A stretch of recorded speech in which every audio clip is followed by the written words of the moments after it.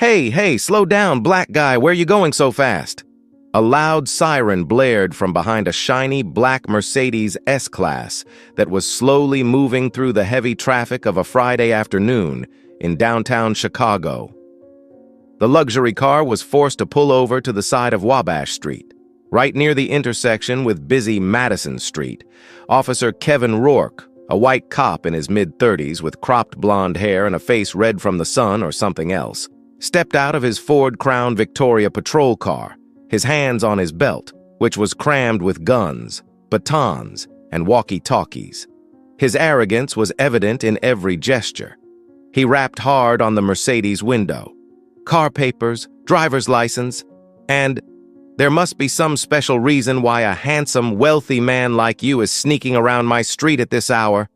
His voice was full of sarcasm, deliberately emphasizing the word man. The tinted window rolled down, revealing the man behind the wheel. He was a black man in his late 60s, wearing a perfectly tailored suit and a neatly knotted navy silk tie. His face was intellectual and composed. "I don't think I was speeding or weaving, officer. Is there any specific reason you stopped me?" His voice was steady, polite, without a hint of tension. Rourke sneered, a disarming smile. "Problem? Problem is, I find you suspicious. You know, people who drive fancy cars and dress smartly are usually in trouble." He glanced sideways at the luxurious interior of the Mercedes, his eyes undisguised with greed. "Okay, no more talking. Let's make it quick." He lowered his voice, leaning toward the window, his tone benevolent. $5,000 cash, now. Consider it a silent dismissal for speeding in a residential area during rush hour and uncooperative behavior. Quick, no ticket, no further trouble. What do you think, buddy? How will the man in the luxury car react to this blatant and racist blackmail offer? Will he accept the law of the jungle of this corrupt police officer to avoid trouble? Or will he make some unexpected move that will turn the tables? What is his true identity that allows him to remain so surprisingly calm in such a tense situation? The man, Julian Hayes, looked straight into Officer Rourke's greedy, narrowed eyes. His face remained calm, without a trace of fear or hesitation. "First, I can confirm that I was not speeding. This car has a trip data recorder, and I believe the traffic cameras at the intersection can confirm that as well," he said, his voice clear. "Second, I will not be giving you any money of any kind. What you are doing, officer, is illegal and an insult to the uniform you wear." Officer Rourke smirked, revealing uneven teeth and some of them stained. "Illegal? You trying to lecture me about the law, wise black man?" he growled, his patience wearing thin. "On this corner, at this hour, I am the law. You don't want any more trouble, do you? A good night's sleep in the Cook County Jail, your sweet car being towed, another black mark on your record. I don't think that's a good look for a successful and cool guy like you." He emphasized the sarcasm. Julian Hayes shook his head slightly, a gesture that was almost imperceptible. "I strongly advise you to reconsider your actions and words, Officer Rourke." He had caught sight of the small metal nameplate pinned to the chest of Rourke's uniform, just below his Chicago police badge. "What you are doing will have serious consequences for your career. I would not wish that on anyone, including you." His words were not a threat, but a final, sincere warning, though it was unlikely to be received. Julian Hayes's mild warning, instead of making Officer Rourke pause or reconsider, added fuel to the fire. He felt challenged, that a black man had the nerve to lecture and threaten a police officer on duty. His sick pride and aggressive nature were aroused. "Serious consequences? Are you threatening me, you bastard?" Rourke roared, his already red face turning even more ferocious, veins bulging at his temples. Let me show you the consequences of not knowing your place, not knowing your place. In a fit of uncontrollable rage, Officer Rourke pulled out the PR-24 metal baton that hung from his waist. He didn't aim at the man in the car. Perhaps his last instinct as a corrupt law enforcement officer stopped him.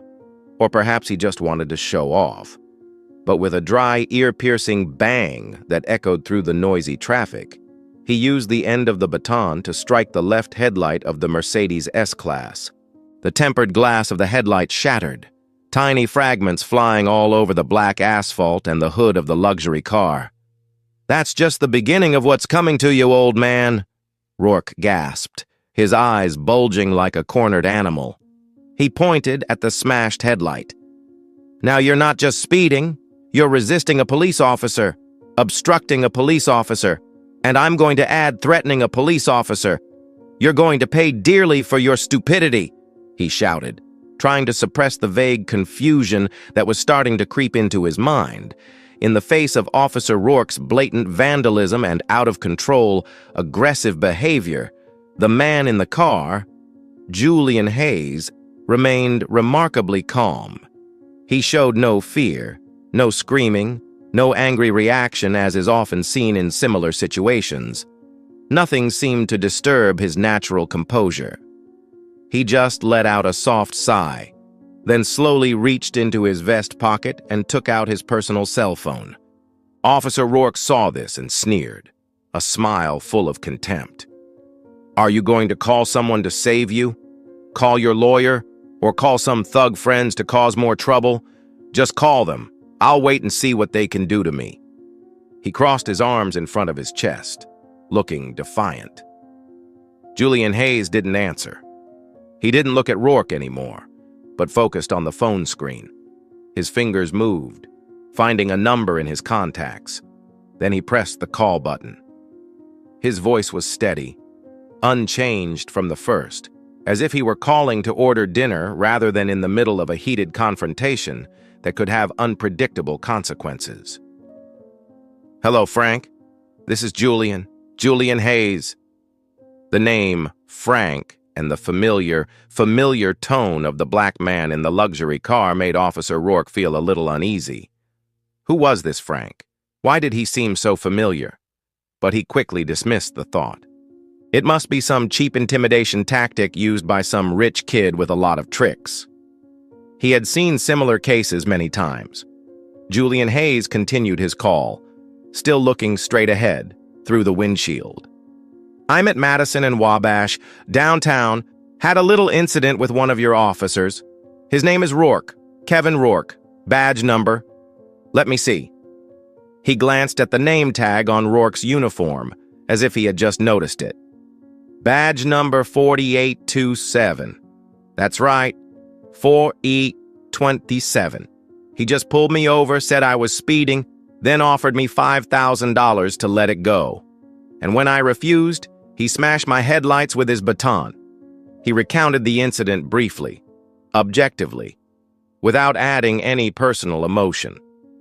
Officer Rourke began to feel a chill run down his spine, despite the warm weather in Chicago that afternoon. The way the man spoke, the precise details in his information, name, badge number, and especially the fact that he called him Frank so naturally made him feel uneasy. A vague unease began to invade his mind. On the other end of the line, a deep, surprised but still authoritative and familiar voice came from the speakerphone. Loud enough that Officer Rourke, despite his attempts to appear unconcerned, would have been able to hear it if he had listened hard enough. Julian Hayes? Are you at Madison and Wabash? What the hell is going on with my Officer Rourke there? Are you okay? Are you hurt or something?" Julian Hayes replied, his voice still calm. "I'm perfectly fine. Frank, thanks for asking. It's just that my poor Mercedes hasn't been having much luck. I think you should get here soon. The situation here doesn't look very good for your officers, and probably for the image of our department." Officer Rourke stood stock still. Who was this Frank who spoke to this black man with such concern and addressed him as you so familiarly? And what did he mean by our department? Was this man some sort of figure in the department? But he had never heard of a black officer named Julian Hayes in the Chicago Police Department. A cold, genuine fear began to creep through him. The man in the Mercedes, Julian Hayes, 58, with his $3,000 custom-tailored Savile Row suit and the latest Mercedes S-Class, was not the successful businessman, sports star, or wealthy drug lord Officer Rourke had imagined in his narrow and prejudiced mind. He was U.S. District Judge Julian Hayes, one of the most respected and influential judges in the U.S. District Court for the Northern District of Illinois. He was known for his uncompromising integrity, his keen intellect, his profound knowledge of the law, and his uncompromising fairness in his rulings. The Frank he had just called was none other than Chicago Police Chief Frank Donovan, a longtime college friend and respected colleague in the city and state's justice system. They met regularly, discussed business, and occasionally played golf together on weekends. Julian Hayes slowly hung up the phone, then turned to Officer Rourke, who was still standing frozen beside the patrol car. His eyes were no longer the gentle courtesy they had been before, but instead the stern, cold, authoritative look of a judge facing a criminal right before his eyes.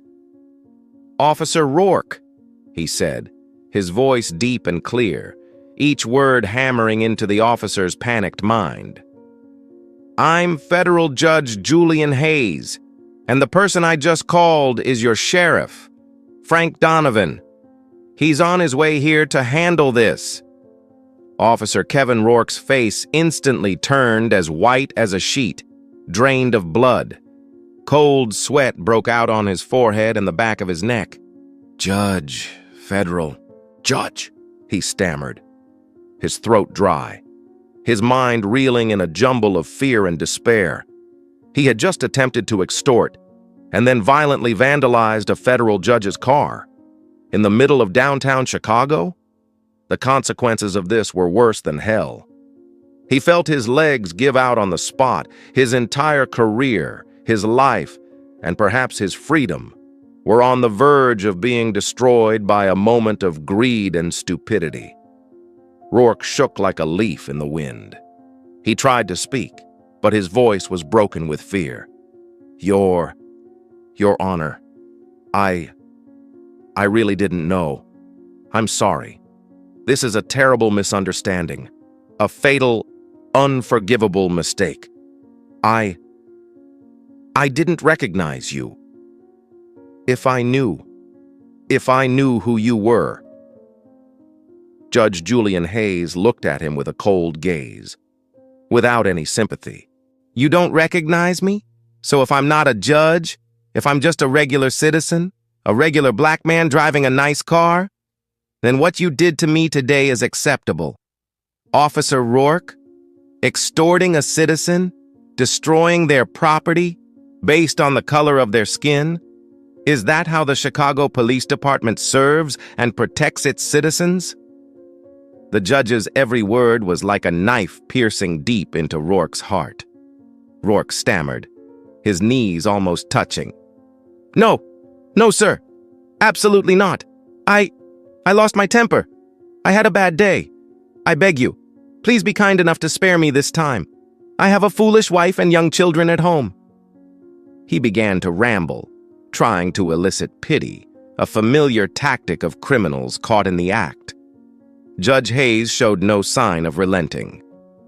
"Your career, your family life, those are things you are responsible for. Officer Rourke, you made your choices, and you must face the consequences of those choices." He glanced at the shattered headlights, the glass still strewn across the pavement, then back at Rourke with disappointment. "I have tried many cases involving misconduct and abuse of power by law enforcement officers in my years as a judge, but I never imagined that I would one day be the direct victim of such blatant and racist extortion in broad daylight, in the heart of the city I love and serve." His voice was tired and sad, but still steely. Less than 10 minutes later, a black Ford Explorer SUV with no police markings but flashing red and blue hazard lights on the roof pulled up at high speed and slammed on its brakes next to Judge Hayes's Mercedes S-Class. The door swung open, and Sheriff Frank Donovan, a tall, muscular man with neatly trimmed gray hair and an ash-gray business suit, stepped out of the car. His face was one of worry, tension, and barely concealed anger. "Julian, are you okay?" Donovan asked as soon as he saw Judge Hayes, his voice filled with genuine concern. Then he turned to Officer Rourke, who was standing there like a chicken caught in the rain, his eyes blazing. "Rourke, what the hell are you doing here? What did you do to Judge Hayes? Do you know who you're standing in front of?" Rourke stood still as a wax statue. His face bowed to the ground, not daring to look up at his boss. Sir, I just..." Donovan didn't let him finish. He roared, his voice rising above the noise of the passing traffic. "Shut the fuck up! Who do you think you are, stopping federal Judge Julian Hayes, demanding money, and vandalizing his car? Are you crazy? Or do you want the entire Chicago Police Department to be infamous for your stupid actions?" Chief Donovan's rage was like a volcano about to erupt. He had never felt so angry and ashamed. Judge Julian Hayes stood silently, his hands clasped behind his back, observing the entire scene. He didn't need to say another word. The presence of Sheriff Frank Donovan and his revealed identity was enough to seal Officer Rourke's fate. True power doesn't need to be said. Donovan turned to Judge Hayes, trying to regain his composure, his voice softening considerably. "Julian, I sincerely, deeply apologize for this son of a bitch's unacceptable, disgraceful behavior. This is an affront to our entire police force. I will take this matter very seriously, with no mercy. Are you injured or bruised?" "I am perfectly fine. Frank, just a little shocked and deeply disappointed in the way your officer represented the law." Judge Hayes replied, his voice calm and objective. "But I want you to assure me that this behavior will not be tolerated, and that the necessary steps will be taken to prevent similar incidents from occurring again." Sheriff Donovan turned back to Rourke, his anger rising again. "You, Rourke, do you know what you just did? Not only did you break the law, not only did you violate the code of conduct, but you ruined your career, ruined the reputation of this entire department, and you hurt a good friend of mine." "Sir, I didn't mean to..." Rourke tried to explain weakly, but his words were lost in fear. "Just what? Are you saying you were just having a little fun? Or are you saying Judge Hayes provoked you into acting like that? Do you know who he is? He is one of the pillars of the federal justice system, the one who can decide the fate of criminals, degenerates like you. Do you understand?" Donovan pointed his finger straight at Rourke's face, his voice full of contempt. He pulled out the radio from his waistband and pressed the button to call the command center. "Command, this is Sheriff Donovan. Send a surveillance vehicle and internal affairs team to Madison and Wabash. Immediately. There is an officer here who needs to be specially treated and taken to IAD for immediate questioning."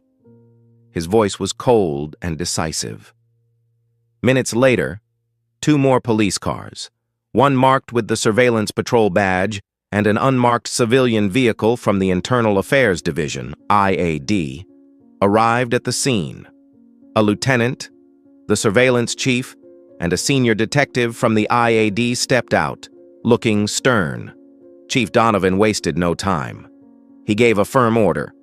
"Lieutenant Miller, Detective Rodriguez, disarm Officer Kevin Rourke, serial number 4827 with his weapon, badge, radio, and badge. Immediately suspend him. Take him to IAD headquarters for questioning as required by procedure. I want a full and detailed report of this incident on my desk tomorrow morning. No later than tomorrow morning." Rourke's face was ashen, and he didn't dare to protest, silently letting Lieutenant Miller and Detective Rodriguez carry out their orders. He knew it was over. There was no chance for him anymore. Cold handcuffs were locked around his wrists. After Rourke was taken away, Chief Donovan turned to Judge Hayes, looking apologetic. "Julian, once again, I apologize. I will have our department take your car to the best repair shop in town right now. Any and all repairs, no matter how small, will be paid for by the Chicago Police Department. And I assure you, this Rourke will pay a heavy price for his stupid and despicable actions." Judge Julian Hayes nodded, a sad smile playing on his lips. "Thank you. Frank, I trust you and the police department to be fair. More importantly, we need to learn from incidents like this. This isn't just about you, Julian," Donovan said, his voice low, his gaze distant. "This is about this city, this country. We can't let bad apples like Rourke spoil the pot, destroy the trust that people have in our police force. I will never tolerate racism or abuse of power within my ranks as long as I sit in this position." Judge Hayes looked at his longtime friend, seeing the determination and sincerity in his eyes. He knew Frank Donovan was a man of his word. Justice, at least in this case, would be served. And justice came swiftly and forcefully. Kevin Rourke was fired from the Chicago Police Department the next day, after a grueling, hours-long interrogation at Internal Affairs headquarters.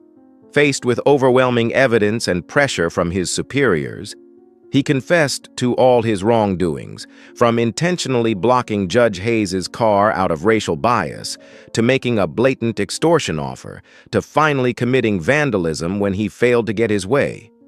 The Cook County State's Attorney's Office, led by District Attorney Kim Fox, a hardliner known for her tough stance on criminal justice reform and police misconduct, quickly moved in. Kevin Rourke was charged with a slew of serious crimes: abuse of authority, attempted extortion, destruction of property over $500, a Class 4 felony in Illinois, and threatening a public official, in this case, U.S. District Judge Julian Hayes. With overwhelming evidence, including Judge Hayes's detailed and convincing testimony, images extracted from traffic cameras at the intersection, which recorded part of the incident, including Rourke's action of smashing the car's light. And most importantly, Rourke's own confession during the investigation, the trial proceeded relatively quickly. Rourke's defense attorney had almost no basis to defend his client. The final result was not beyond the expectations of many. Kevin Rourke was sentenced to a total of 8 years in prison.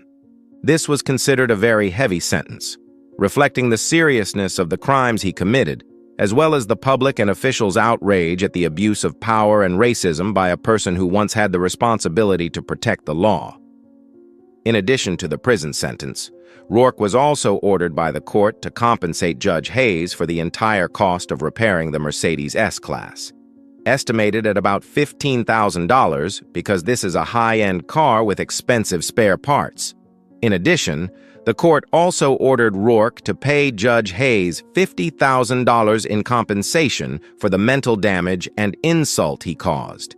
In total, Kevin Rourke faces up to $65,000 in damages, a significant sum for a former police officer who lost his job and is about to go to prison. Kevin Rourke entered prison, having lost everything: the career he had spent more than a decade building, his personal freedom, and his family. His wife reportedly filed for divorce shortly after his conviction, not wanting to be associated with a criminal and shameful husband. His life from here on would be a series of long days behind bars, a bitter and belated lesson in the stupidity of power abuse and blind racial prejudice. As for Judge Julian Hayes, he continued his work on the federal court with the same dedication and fairness as always. The incident did not change his views on justice or humanity, but it certainly made him more determined to ensure that the judicial system he served in worked fairly and effectively for everyone, regardless of race, social status, or any other factor. After receiving a $50,000 emotional damage award from Rourke through the sale of Rourke's assets, Judge Hayes decided to donate the entire amount to a charity that provides legal aid to victims of police violence and abuse, especially those from minority communities. His actions were widely praised. The story of Judge Julian Hayes and Officer Kevin Rourke is a clear demonstration that no one, no matter what uniform they wear or what position they hold, can stand above the law. Racist behavior and abuse of power are malignant tumors in the body of society, which need to be detected early and cut off without mercy, with the sharp knife of justice. This story shows that when justice is strictly and promptly enforced, it not only punishes the perpetrators appropriately, but also contributes to strengthening public confidence in the legal system and those who protect it. However, it also cannot help but make us ask a thought-provoking question. If the person who was stopped and blackmailed by Officer Rourke that day was not a federal judge with a close relationship with the police chief, but just an ordinary citizen, an ordinary black person with no status and voice, would justice have come so quickly and strongly? This once again highlights the urgent need for a strong oversight system, an effective and transparent accountability mechanism to ensure that all citizens, regardless of who they are equally protected against abuse of power and injustice, and that any wrongdoing by those acting in the name of the law is duly punished. What do you think of Kevin Rourke's 8-year prison sentence and $65,000 in restitution? Is it enough of a deterrent to others who might engage in similar behavior? If Judge Julian Hayes had not revealed his identity at the time, or if he had not had a personal relationship with the chief of police, how do you think the story would have turned out differently? What do you think our society needs to do to ensure that all cases of abuse by police or any other official are investigated and dealt with fairly and transparently, regardless of the victim or perpetrator?